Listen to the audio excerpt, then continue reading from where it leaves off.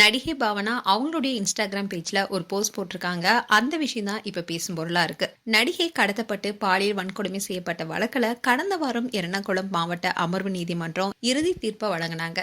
இதுல குற்றம் சாட்டப்பட்ட பிரபல மலையாள நடிகர் திலீப்புக்கு எதிராக போதுமான ஆதாரங்கள் இல்லாதனால நீதிமன்றம் அவரை நிரபராதின்னு அறிவிச்சது.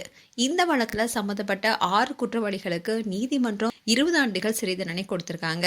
இதனால சமூக ஆர்வலர்கள் பலரும் விமர்சனம் செய்தாங்க. நடிகைக்கு ஆதரவா நடிகை திலீப்போடைய முன்னாள் மனைவி மஞ்சு வாரியர், நடிகை பார்வதின்னு பல நடிகைகள் குரல் கொடுத்தாங்க. இந்நிலைதான் நடிகை பாவனா அவங்களுடைய இன்ஸ்டாகிராம் பேஜ்ல உருக்கமா ஒரு போஸ்ட் போட்டிருக்காங்க. அதுல அவங்க என்ன சொல்லியிருக்காங்கன்னா, நான் செய்த தவறு என்னன்னா, எனக்கு ஒரு எதிரா ஒரு வன்பொருள் நடந்தப்போ உடனடியாக காவல்துறையில புகார் அளித்து சட்ட நடவடிக்கை எடுக்க கோரி முன்னேறினேன். அன்னைக்கு நடந்த அனைத்தும் விதின்னு சொல்லி நான் அமைதியா இருந்திருக்கணும்.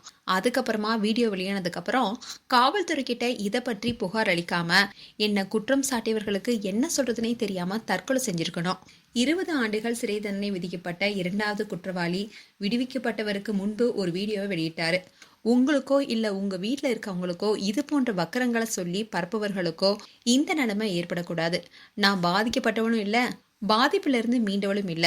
நான் ஒரு எளிய மனிதி, என்னை வாழ விடுங்கன்னு ரொம்பவே உருக்கமா பாவனா போஸ்ட் போட்டிருந்தாங்க.